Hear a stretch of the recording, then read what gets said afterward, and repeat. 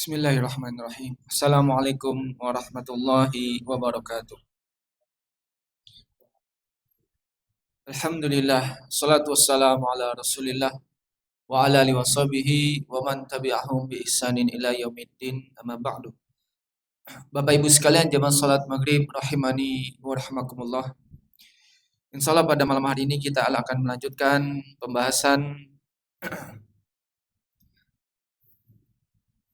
kitab adab yang akan kita bahas adab berkaitan dengan Al-Quran. Pada pertemuan yang lewat, kita telah menyelesaikan satu pertemuan yang cukup panjang membahas tentang sujud tilawah.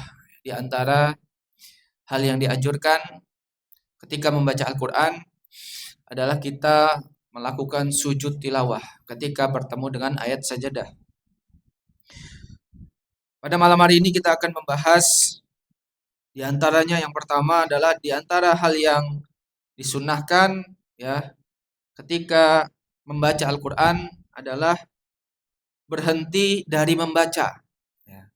Di antara hal yang disunahkan ketika membaca Al-Quran adalah berhenti ketika membaca.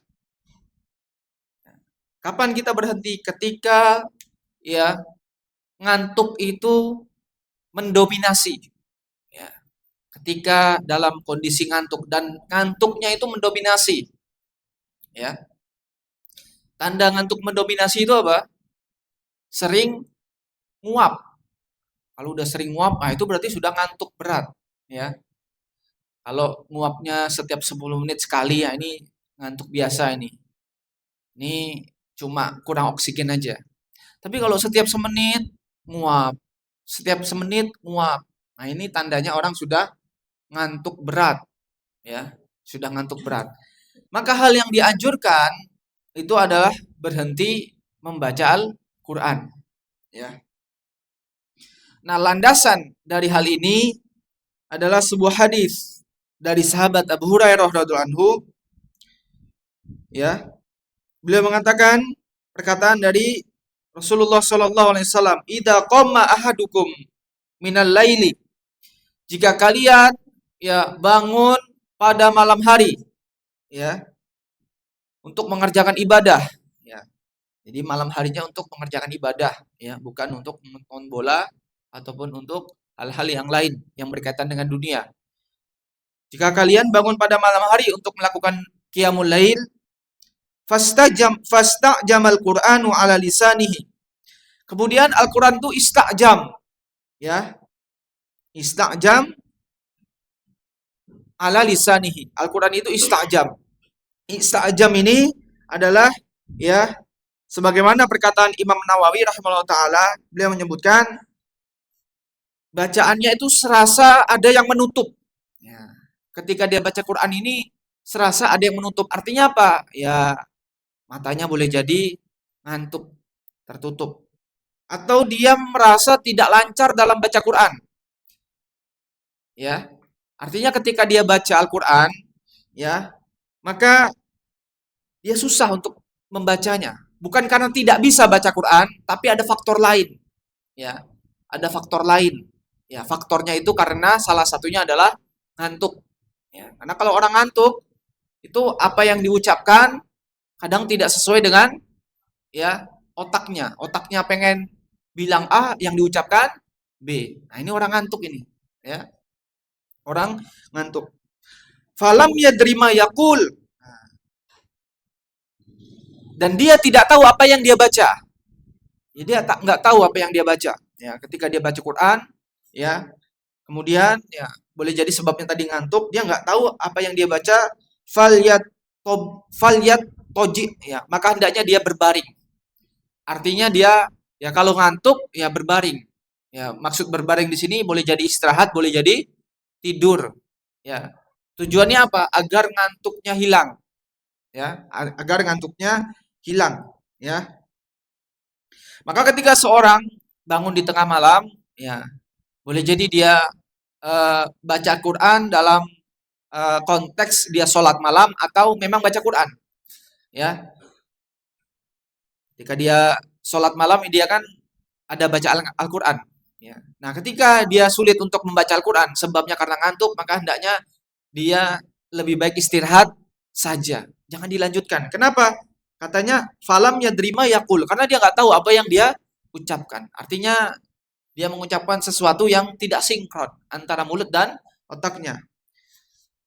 Nah, kemudian jemaah sekalian rahimakumullah, hadis tadi diriwayatkan oleh Imam Muslim.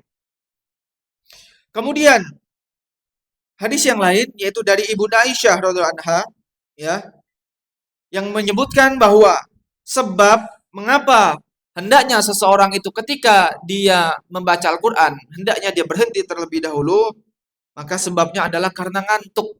Dijelaskan dalam hadis ini, ya, disebutkan dalam hadis ini, sebabnya karena ngantuk.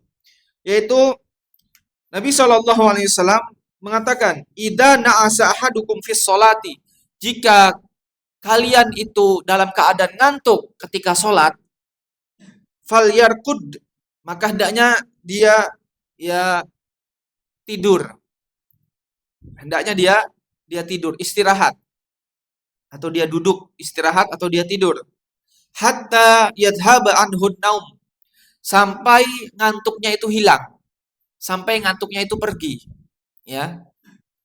Sebagian orang, ya, kalau dia melaksanakan sholat, terutama sholat malam, kalau dia ngantuk itu dipaksakan.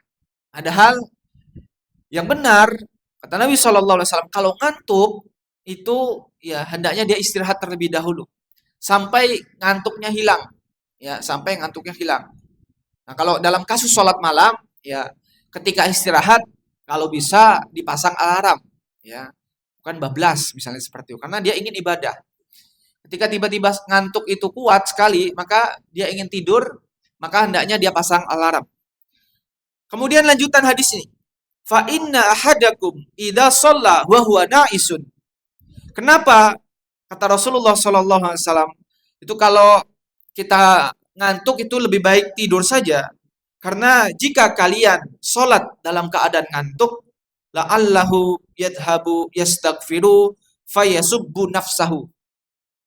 Boleh jadi apa yang dia ucapkan, ya, ketika dia sholat, ya, kata Rasulullah SAW, kalau dalam keadaan ngantuk, boleh jadi dia itu awalnya pengen minta ampun kepada Allah Subhanahu Wa Taala, tapi ternyata malah, ya, mencela dirinya sendiri. Artinya apa? Salah ucap, ya, salah ucap. Di sini Rasulullah SAW memberikan sebuah contoh yang bertolak belakang, ya, contoh yang bertolak belakang, ya. Awalnya orang itu ketika sholat ingin meminta ampun, tapi karena dia ngantuk, dia nggak sadar apa yang diucapkan sehingga apa? Mencaci dirinya sendiri. Kita ambil contoh, ya. Kita dalam sholat, kita berdoa misalnya. Karena saking ngantuknya, ya, sebenarnya pengen doa, Allahumma inni as'alukal jannah wa a'udzubika minan nar. Tapi apa? Terbalik, ya. Allahumma inni as'aluka minan nar jadi. Ya, terbalik. Boleh jadi seperti itu. Atau contoh lainnya, Allahumma inni as'aluka, ya, min husnil khotimah. Ya, aku meminta kepada engkau husnul khotimah. Ya, wa a'udzubika min su'il khotimah misalnya. Nah, ini karena dia ngantuk, dia bacanya terbalik. Allahumma inni as'aluka min su'il khotimah. Nah, ini karena apa? Karena ngantuk. Ya. Sebagaimana hadis yang disebutkan sebelumnya, dia tidak mengerti apa yang dia ucapkan. Ya. Maka dari itu, ya, di antara bimbingan dari Rasulullah Shallallahu alaihi wasallam, ya, ketika seorang itu ya mulai terasa ngantuk, ya, maka hendaknya dia istirahat terlebih dahulu. Kenapa? Karena ucapannya boleh jadi kholat, keliru, ya. Ucapannya itu boleh jadi keliru, ya. Baik itu dalam kondisi dia sedang baca Quran ataupun ketika dia dalam sholat, ya. Maka hendaknya seseorang ketika dia mulai ngantuk istirahat terlebih dahulu sehingga dia apa? Ketika dia baca Quran, ketika dia sholat itu dalam keadaan sadar, dalam keadaan melek sehingga dia tidak salah ucap. Kemudian jemaah sekalian rahimakumullah, faedahnya, ya. Hendaknya orang yang membaca Al-Qur'an, ya, dia berhenti dari membaca Al-Qur'an ketika ngantuk, ya. Kenapa? Karena orang yang ngantuknya berat tadi, ciri-cirinya tadi apa? Banyak menguap, banyak menguap. Nah, kalau orang baca Al-Qur'an, ya, kalau orang baca Al-Qur'an itu banyak menguap, ya, maka ini adalah di antara bentuk, ya, kurang beradab ketika membaca Al-Qur'an, ya. Baru membaca satu ayat, belum utuh, tiba-tiba apa? Nguap, ya. Satu ayat ini belum selesai, sudah nguap. Ini bukanlah suatu hal yang beradab, ya, ketika membaca Al-Qur'an, ya. Sebagai contoh, ya, ketika ingin membaca surat misalnya, ya, kita ambil contoh Al-Fatihah saja, ya. Misalnya kita baca siratal ladzina an'amta 'alaihim ghairil maghdu, wah, ngantuk tiba-tiba, langsung wah gitu. Belum selesai, misalnya seperti itu, ya. Nah, ini dipotong baca Al-Qur'annya. Ini bukan sesuatu yang beradab. Bahkan ini adalah hal yang mengganggu ketika baca Quran karena dia sering nguap, ya. Dan menguapnya boleh jadi tidak hanya mengganggu bacaannya tapi mengganggu orang yang di sebelahnya misalnya. Ini orang sebelah nih kok baca Quran nguap terus. Nah, ini kan orang yang di sebelahnya menjadi mengganggu. Maka dari itu, ya, di antara hikmahnya adalah jangan sampai apa nguap kita itu mengganggu apa bacaan Al-Qur'an kita, ya. Nah, jemaah sekalian rahimakumullah. Kemudian faedah di antara adab yang berikutnya adalah dianjurkan ketika membaca Al-Qur'an itu bacanya disambung dan tidak memutusnya. Maksudnya apa? Ya, baru baca, ya, satu ayat tiba-tiba diputus. Diputus kenapa? Ya, boleh jadi karena urusan dunia yang sepele, ya. Nah, ini kasusnya ini biasanya orang yang baca Quran lewat HP. Nah, baca Quran lewat HP, tiba-tiba ada notifikasi WhatsApp. Nah, cekling gitu. Kemudian HP-nya baca Qurannya apa? Berhenti, kemudian lihat WhatsApp dulu. Oh. Setelah itu lanjut baca Al-Quran lagi. Nah, ini adalah di antara bentuk tidak beradab ketika membaca Al-Quran. Ya. Maka dari itu di antara ketika kita beradab dalam membaca Al-Quran, itu kita, ya, membaca Al-Quran secara utuh. Tidak diputus. Ya, tidak diputus. Maka dari itu baca Quran itu butuh fokus. Ya, butuh fokus. Ya. Makanya kalau baca Al-Quran di rumah itu godaannya banyak. Nah, godaan istri, godaan anak. Baru baca Quran sebentar, tiba-tiba, Pak, gitu. Baru baca Al-Quran sebentar, manggil Mas, seperti itu. Ya. Maka di antara adab dalam baca Al-Quran itu menyambung bacaan Al-Quran dan tidak dipotong. Ya. Ini adalah di antara bentuk beradab dengan kalamullah. Ya. Tidak dipotong karena urusan dunia. Artinya bukan urusan yang urgen. Kecuali ini urusannya urgen. Urusannya darurat. Maka tidak masalah. Tapi ini urusannya bukan urusan yang penting. Jadi contohnya tadi, ya, tadi baca Quran lewat HP, ya, tiba-tiba ada notifikasi apa WhatsApp muncul. Maka kalau baca Quran lewat HP, bagusnya apa? Pakai datanya dimatikan. Nah, sehingga fokus dalam membaca Al-Quran. Kenapa? Kalau enggak, ada godaan. Cekling, wah, cekling. Nah, ini apa nih? Apa nih? Maka hendaknya dimatikan.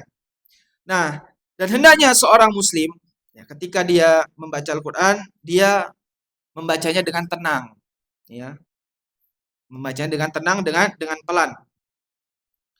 Nah, di antara hal yang dicontohkan ketika membaca Al-Quran adalah bagaimana sebagai penuturan dari seorang tabi'in yang bernama Nafi. Nafi ini adalah bekas budak dari sahabat Ibnu Umar radhiyallahu anhuma. Beliau mengatakan, karena Ibnu Umar radhiyallahu anhuma adalah kebiasaan Ibnu Umar radhiyallahu anhuma, idza qara'a al-Qur'ana lam yatakallam hatta yafrogo minhu. Adalah kebiasaan Ibnu Umar radhiyallahu anhu ketika beliau ini sedang baca Quran, beliau itu tidak berbicara sedikit pun. Ya, tidak bicara sama orang lain. Yang beliau fokuskan apa? Baca Quran sampai beliau selesai. Ya. Maka ini adalah kebiasaan Ibnu Umar. Karena Nafi ini adalah muridnya Ibnu Umar. Ya, bekas budaknya Ibnu Umar. Jadi tahu kebiasaan Ibnu Umar ini kalau baca Quran, beliau itu tidak bicara dengan orang lain. Ya, berbeda dengan kita kalau baca Quran, ya ada orang di sebelahnya kadang ya ngobrol sebentar, tidak fokus, ya. Maka Ibnu Umar radhiyallahu anhu ketika beliau baca Quran, beliau nggak ada ngobrol sama sekali, nggak ada ngomong sampai beliau selesai dalam membaca Al-Quran. Fa akhadtu alaihi yauman. Maka aku pernah menjumpai suatu hari, kata Nafi, fa qara'a surat al-Baqarah hatta intaha ila makan. Kemudian beliau ini Ibnu Umar membaca surat Al-Baqarah sampai berhenti pada suatu posisi ayat. Qal, beliau bertanya kepadaku, tadri fima unzilat, tahukah engkau wahai Nafi, ya, ayat ini kenapa diturunkan? Sebab ayat ini diturunkan. Qultu, kata Nafi, la, aku nggak tahu, kata Nafi. Qal Ibnu Umar radhiyallahu anhu, beliau mengatakan, unzilat fi kadza wa kadza summa mado. Ayat ini diturunkan karena ini dan itu. Kemudian beliau pergi, selesai, ya. Setelah selesai membaca Al-Qur'an, menjelaskan kemudian pergi. Maka ini adalah kebiasaan dari ya sahabat Ibnu Umar radhiyallahu anhu. Ya, ketika beliau sedang membaca Al-Qur'an, maka beliau tidak memutus bacaan Al-Qur'an kecuali memang suatu kondisi yang urgen, yang penting. Kalau tidak penting, maka jangan diputus, ya, jangan diputus. Maka ini adalah di antara bentuk bagaimana kita memuliakan ya Al-Qur'an. Nah, Al-Qur'an yang kita baca adalah kalamullah, bukan kalam makhluk. Maka dari itu kalau membaca Al-Qur'an hendaknya seorang itu fokus dalam membaca Al-Qur'an. Dia harus mendatangkan sebab agar dia bisa fokus dalam membaca Al-Qur'an. Ya, jangan sampai ketika dia baca Al-Quran, banyak hal-hal yang membuat dia tidak fokus sehingga baru baca 5 menit, kemudian dia urus yang lain, lanjut baca Quran. Baru 2 menit lagi, kemudian urus yang lain, baca Quran. Maka hendaknya urusannya diselesaikan terlebih dahulu, ya. Urusannya diselesaikan terlebih dahulu, kemudian dia lanjutkan untuk membaca Al-Quran supaya fokus. Nah, jemaah sekalian rahimakumullah. Kemudian adab yang berikutnya, di antara sunnah ketika membaca Al-Quran adalah seseorang itu bertasbih ketika ya membaca ayat-ayat yang isinya tasbih, ya. Kemudian seseorang itu bertaawud, ya, membaca doa perlindungan ketika berjumpa dengan ayat azab, ya. Kemudian seseorang itu hendaknya meminta ketika membaca ayat-ayat yang berkaitan dengan rahmah, kasih sayang Allah Subhanahu wa taala, ya. Maka ini adalah di antara sunnah ketika membaca Al-Quran. Sebagaimana dalam hadis sahabat Hudzaifah dalam sholat malamnya bersama Rasulullah SAW.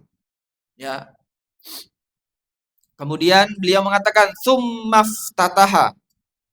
Kemudian ya Nabi SAW itu membuka bacaan Al-Qur'annya dengan surat Ali Imran. Beliau membaca surat Ali Imran. Nah, beliau yaqra'u mutarassilan. Beliau membaca Al-Quran dengan pelan. Ya. Maka ini adalah di antara bentuk bagaimana Nabi SAW itu membaca Al-Quran, beliau membaca dengan pelan. Idza marra bi ayati tasbihin sabbaha. Ketika beliau melewati ayat tasbih, maka beliau bertasbih, ya. Ayat yang isinya tentang tasbih, menyucikan Allah dari segala macam keburukan. Maka beliau bertasbih. Wa idza marra bi su'alin sa'ala. Ketika beliau itu bertemu ayat yang berisi tentang permohonan, ya, boleh jadi permohonan untuk mendapatkan surga atau permohonan ya untuk mendapatkan kasih sayang, maka beliau meminta. Wa idza marra bi ta'awudin ta'awwadza. Ya, ketika beliau melewati ayat yang isinya untuk berlindung, maka beliau berlindung. Ya. Maka ini adalah kebiasaan Nabi Shallallahu alaihi wasallam. Ya. Ketika sahabat Hudzaifah ya sholat malam bersama Nabi Shallallahu alaihi wasallam, beliau tahu oh ini adalah kebiasaan Nabi Shallallahu alaihi wasallam, ya. Ketika membaca ayat tasbih, Nabi Shallallahu alaihi wasallam bertasbih. Ketika membaca ayat yang isinya permintaan, beliau memohon kepada Allah Subhanahu wa taala. Ketika membaca ayat yang isinya ya berlindung dari azab, maka beliau meminta perlindungan kepada Allah Subhanahu wa taala. Ya. Maka ini adalah di antara ya bentuk bagaimana Nabi Shallallahu alaihi wasallam ketika membaca ayat Al-Qur'an dalam sholatnya. Nah, meskipun sebagian ulama menyebutkan ya bahwa hal ini dianjurkan ketika melakukan sholat sunnah dan tidak dianjurkan untuk melakukan pada sholat wajib.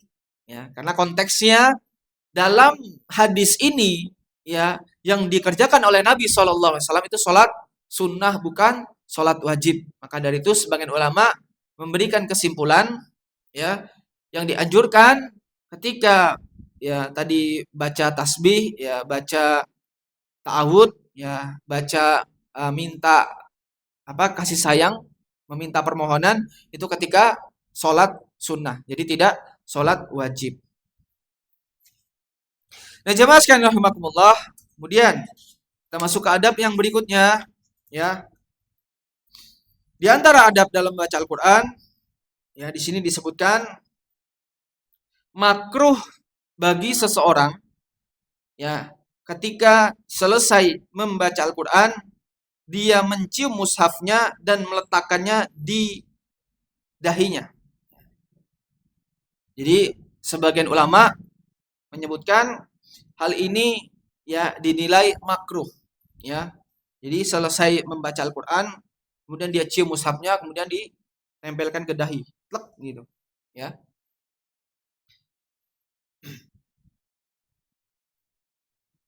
Nah, mengapa sebagian ulama menyebutkan bahwa hal ini adalah hal yang makruh ya? Karena tidak ada dalil yang menunjukkan bahwa hal itu disyariatkan ya.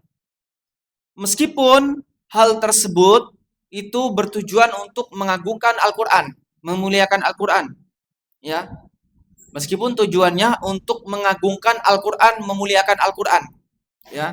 Maka kata sebagian ulama hal ini dimakruhkan ya.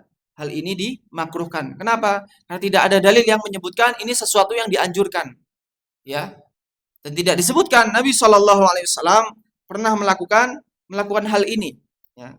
Seandainya Nabi Shallallahu alaihi wasallam itu pernah melakukan hal ini, tentu para sahabat sudah melihatnya ya. Tentu para sahabat telah melihatnya.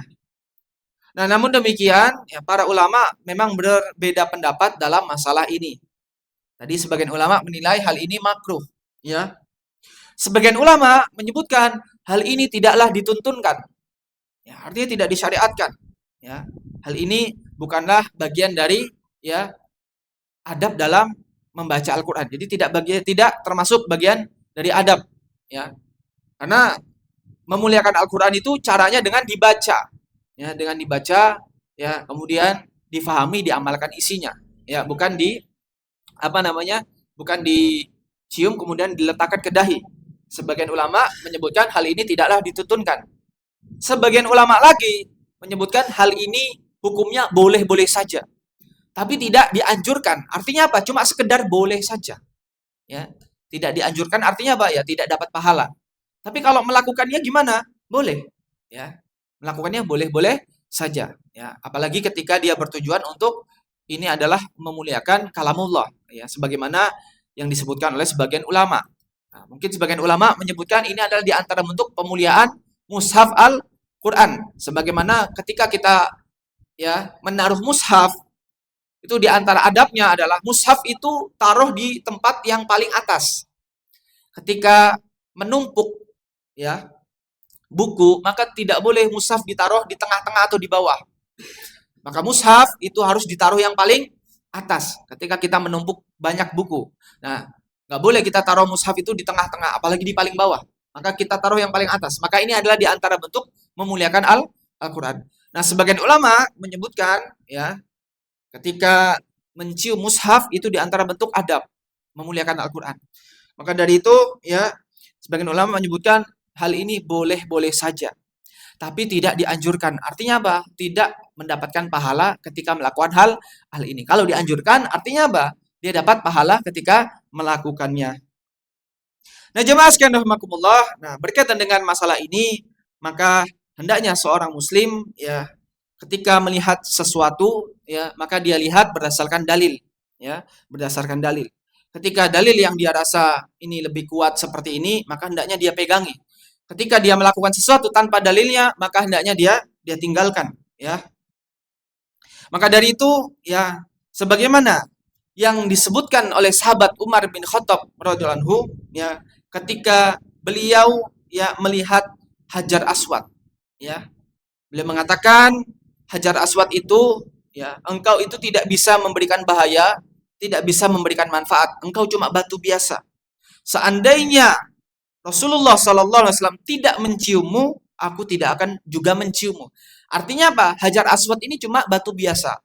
Kenapa dia menjadi istimewa? Karena pernah dicium oleh siapa? Rasulullah Sallallahu Alaihi Wasallam. Maka dari itu, ketika ya kita umroh, kemudian kita mulai tawaf, maka kita disunnahkan untuk ya mencium Hajar Aswad di setiap putaran. Ya, ketika kita umroh, maka ya yang pertama itu adalah ketika memungkinkan kita mencium Hajar Aswad. Yang pertama seperti itu. Ya, setiap putaran. Jika tidak memungkinkan, tidak mungkin mencium Hajar Aswad, maka opsi yang kedua adalah menyentuh Hajar Aswad dengan tangan. Kemudian tangan tersebut dicium. Ya, tangan tersebut dicium. Opsi yang ketiga, kalau tidak memungkinkan disentuh dengan tangan, disentuh dengan tongkat. Ya, disentuh dengan tongkat. Ya. Opsi yang keempat, kalau tidak bisa disentuh dengan tongkat, maka berikan isyarat dengan apa? Melambaikan tangan ke arah Hajar Aswad, namun tanpa dicium. Ya, ini adalah di antara hal yang dianjurkan ketika tawaf. Ketika memulai setiap putaran, ketika melewati Hajar Aswad, maka ini ada 4 opsi. Mana yang mungkin dilakukan? Ya, mana yang mungkin dilakukan? Yang biasa dilakukan jamaah umroh, yang mungkin dilakukan sangat mungkin itu opsi yang keempat. Ya, cuma memberikan isyarat, kemudian tanpa dicium tangannya. Ya, tanpa dicium tangannya. Beda. Kalau menyentuh langsung, maka dicium tangannya. Ini yang membedakan. Ya. Maka kata sahabat Umar bin Khattab, ya, Hajar Aswad ini cuma batu biasa.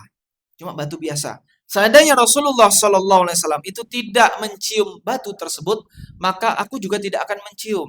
Ya, maka dari itu lihatlah, ya, bagaimana Ibnu Umar mempraktekkan, ya, Hajar Aswad yang dia itu cuma batu biasa saja, batu biasa saja. Ya, tapi beliau, ya, ketika Rasulullah Sallallahu Alaihi Wasallam menciumnya, beliau ikuti.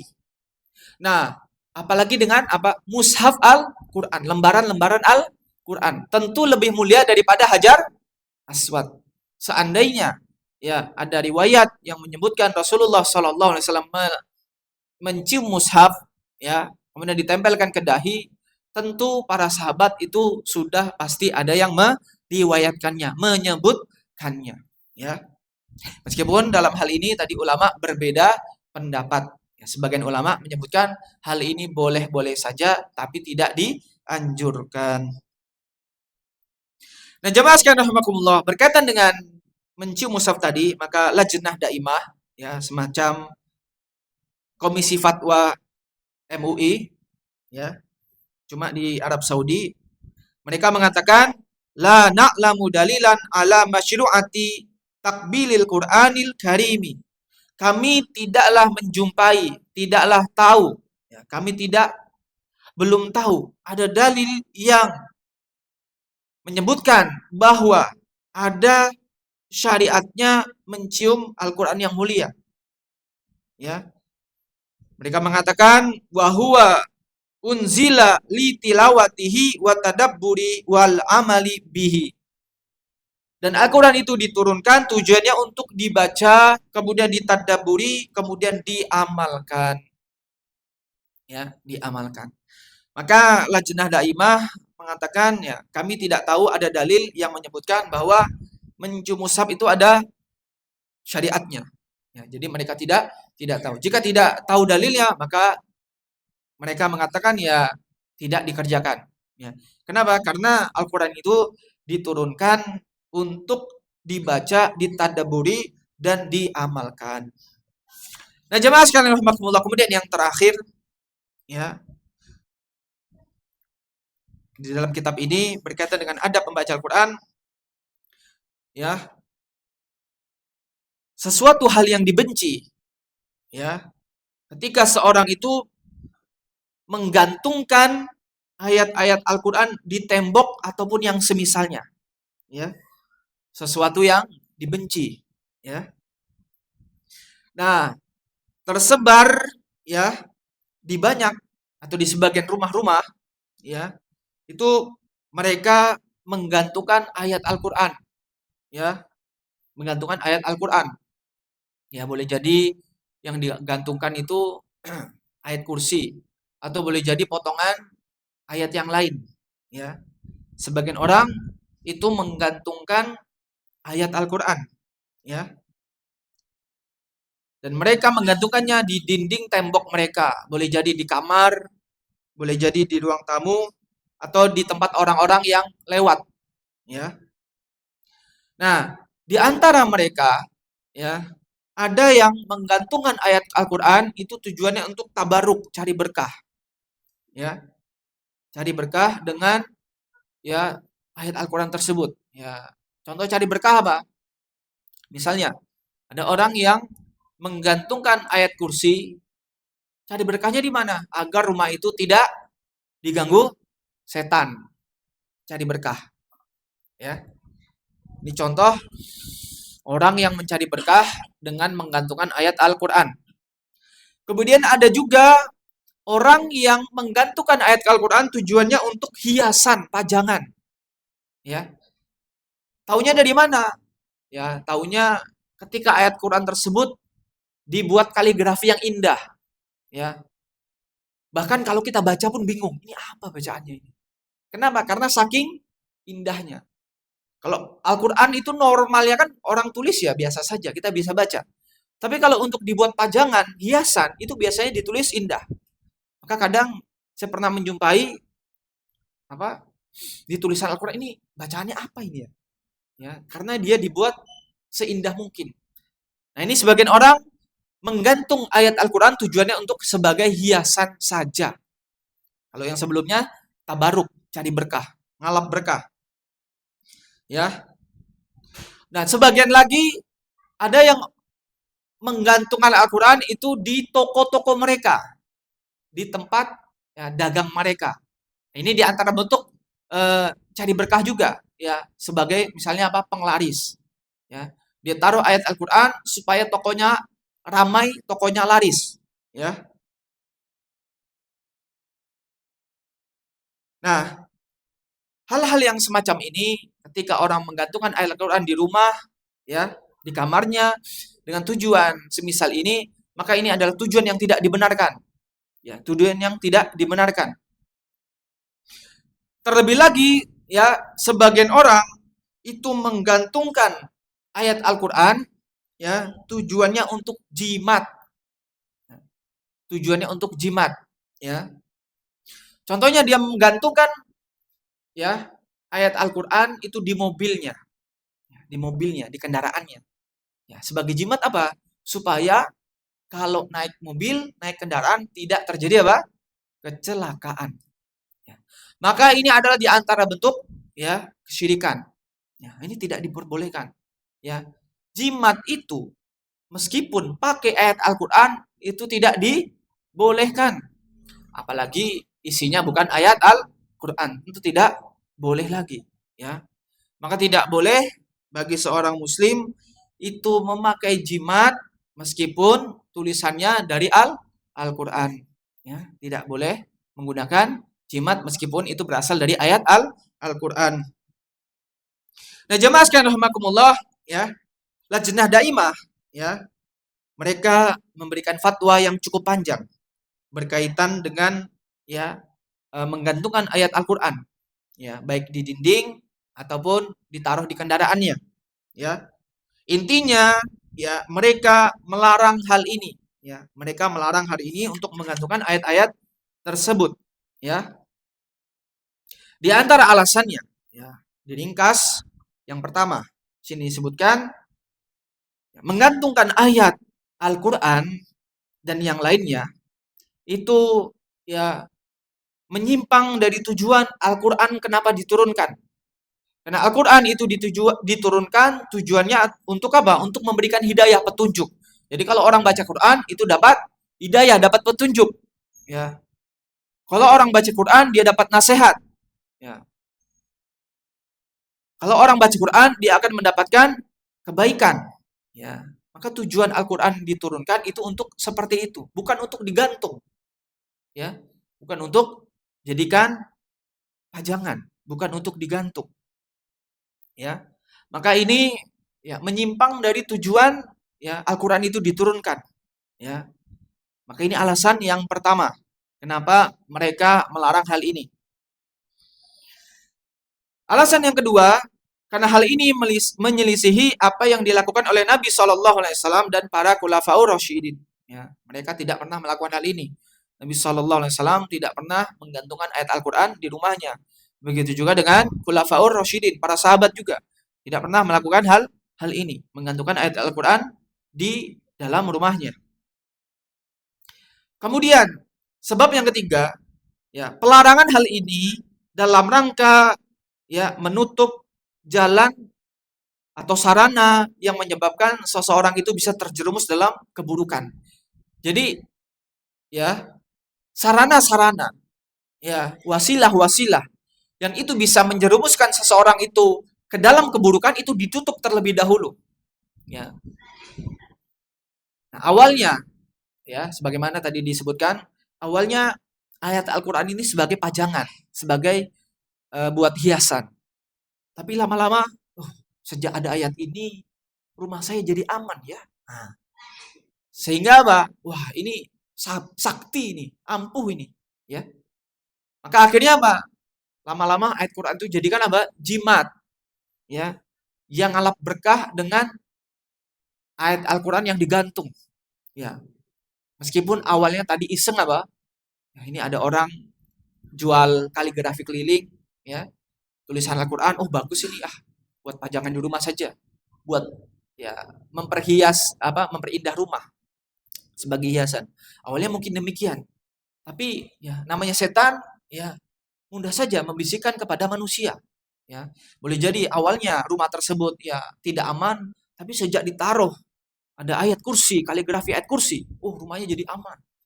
Rumahnya nggak pernah kemasukan ular misalnya, ya tidak ada tikusnya, gitu. Tidak ada ini, tidak ada itu. Nah, setan membisikkan demikian.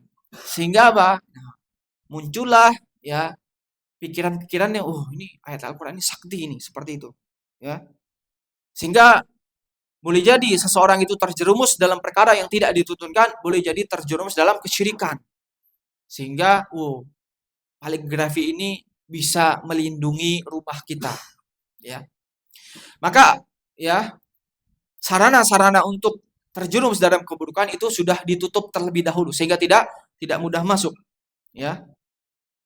Dan dihancurkan terlebih dahulu sehingga awalnya jadi hiasan kemudian lama-lama jadi jimat, ya, maka ini tidak diperbolehkan. Kemudian alasan yang keempat jamaah sekalian, sesungguhnya Al-Quran itu diturunkan untuk dibaca, ya. Tidaklah Al-Quran itu diturunkan tujuannya tadi untuk ya untuk sebagai hiasan atau sebagai penglaris, ya. Tujuan Al-Quran itu untuk dibaca, ya. Maka kalau mau rezeki kita lancar ya baca Quran, bukan apa? Majang ayat Al-Quran.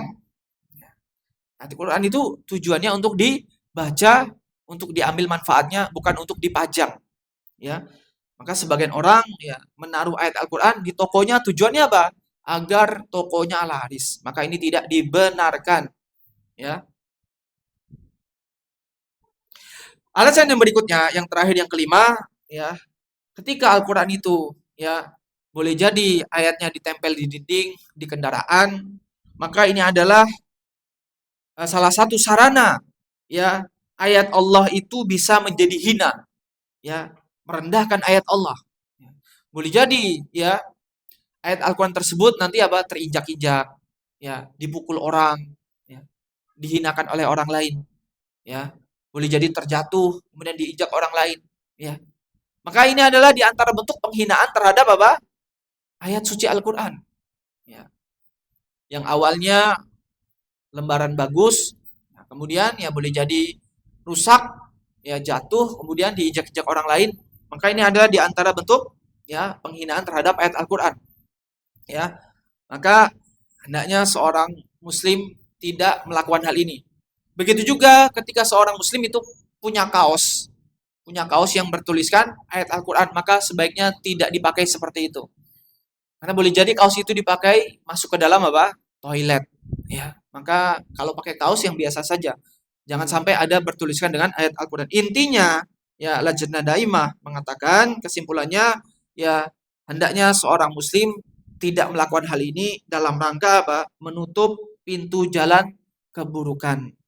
Ya, sehingga hal-hal yang dikhawatirkan terjerumus ke dalam hal-hal yang tidak dituntunkan atau bahkan terjadi kesyirikan.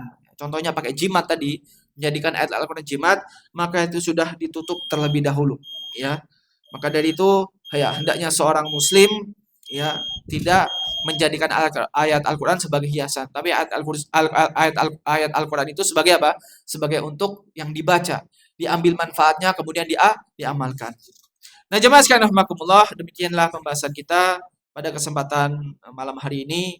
Ya, selesai sudah pembahasan tentang adab berkaitan dengan Al-Qur'an. Kita berdoa kepada Allah Subhanahu wa taala semoga bisa jadi ilmu yang bermanfaat dan ilmu yang diamalkan dalam kehidupan kita sehari-hari. Demikian, sallallahu ala nabiyina Muhammad wa ala alihi wasallam wa akhiru da'wana alhamdulillahirabbil alamin. Subhanakallahumma bihamdika asyhadu an la ilaha illa anta astaghfiruka wa atubu ilaik. Assalamualaikum warahmatullahi wabarakatuh.